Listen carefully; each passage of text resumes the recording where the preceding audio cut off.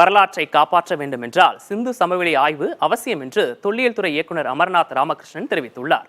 சமஸ்கிருதம் தாய்மொழி அல்ல, அது உருவாக்கப்பட்ட மொழி என்றும் அவர் கூறியுள்ளார். அண்மை செய்திகளுக்கு இணைந்திருங்கள் புதிய தலைமுறையுடன். சிந்து சமவெளி ஆய்வு நூற்றாண்டு விழா தமிழ்நாடு திறந்த நிலை பல்கலைக்கழக வளாகத்தில் நடைபெற்றது. நிகழ்ச்சியில் பல்வேறு தொல்லியல் அறிஞர்கள், வரலாற்று அறிஞர்கள் பங்கேற்று உரையாற்றினர். நிகழ்ச்சியில் பேசிய தொல்லியல் துறை இயக்குனர் அமர்நாத் ராமகிருஷ்ணன், ஆப்பிரிக்காவில் இருந்து 60,000 ஆண்டுகளுக்கு முன் வெளியேறிய மனிதனின் மரபணு தமிழ்நாட்டில்தான் கிடைப்பதாக தெரிவித்தார். M130 M130 என்று சொல்லப்படுகின்ற ஒரு மரபணு தமிழ்நாட்டில் மட்டும்தான் கிடைக்குது, இந்தியாவிலே. அதுவும் குறிப்பாக தமிழ்நாட்டில் 5% தான் அந்த மக்கள் அந்த மரபுனை சுமந்து கொண்டிருக்கிறார்கள்.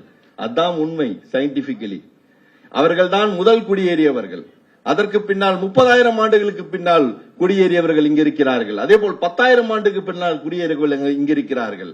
அவர்கள் தான் இன்று ஆதி தொல் தென்னிந்திய பழங்குடிகளும் தொல் தென்னிந்திய பழங்குடிகளும் இணைந்து அந்த ஹரப்பா நாகரிகத்தை உருவாக்கியவர்கள் என்பது மரபணு ரீதியாக கண்டுபிடிக்கப்பட்டுள்ளது என்பதுதான் மிக முக்கியமான செய்தி. அதை வெளியிடுறது கூட நம்ம இவ்வளவு போராட்டமும் சண்டையும் நம்ம நடந்துகிட்டு இருக்கு. அந்த வெளியிட மறுக்கிறார்கள்.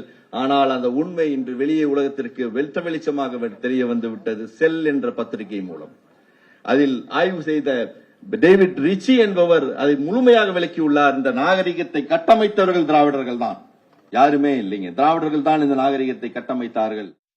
1,00,000க்கும் மேற்பட்ட கல்வெட்டுகள் தமிழ்நாட்டில்தான் கிடைத்துள்ளது என்றும், இந்தியாவில் தென்கோடியில் பரவி இருந்தவர்கள் திராவிடர்கள் என்றும், வட இந்தியாவில் இருப்பவர்கள் பழங்குடியினர், பட்டியலினத்தவர்கள் கூட திராவிடர்கள்தான் என்றும், அவர்களின் மொழிதான் தற்போது மாறிவிட்டதாகவும் அவர் கூறினார். ஆய்வுகளை மக்களிடம் கொண்டு செல்ல வேண்டியது அவசியம் எனவும், வரலாற்றை காப்பாற்ற ஆய்வுகள் அவசியம் என்றும் கூறிய அவர், புராணம், வேதம் என்று ஆதாரம் இல்லாதவை பாட புத்தகத்தில் இருப்பதாக கூறினார். சமஸ்கிருதத்திலிருந்து தான் மற்ற பிராகிருத மொழி, பாலி மொழி, சௌரசோனி போன்றவைகள்லாம் உருவாகினது சொல்கிறார்கள். அது உண்மைக்கு புறம்பான செய்தி. சமஸ்கிருதம் என்பது உருவாக்கப்பட்ட மொழி, அது தாய்மொழி கிடையாது யாருக்குமே. ஆனா மற்ற மொழிகள் எல்லாம் பாத்தீங்கன்னா இந்தியாவில் எல்லா மொழியிலும் பார்க்கலாம், உலகத்தில் எல்லா மொழியிலும் பார்க்கலாம். அனைத்து மொழிகளும் தாய்மொழிகள். தாய்மொழிகள் என்றால் தாயிடம் இருந்து தன்னுடைய குழந்தைக்கு வருகின்ற மொழிகள் தான் தாய்மொழி. ஆனால் சமஸ்கிருதம் என்பது தாயிடம் இருந்து குழந்தைக்கு வந்ததாக எந்த சரித்திரமே கிடையாது. கீழடி மட்டுமில்லை, தமிழகத்தில் எங்கு அகழாய்வு செய்தாலும் தமிழர்களின் பெருமை, எழுத்து உருவாக்கச் சான்று கிடைக்கும் என்றும் அமர்நாத் தெரிவித்தார்.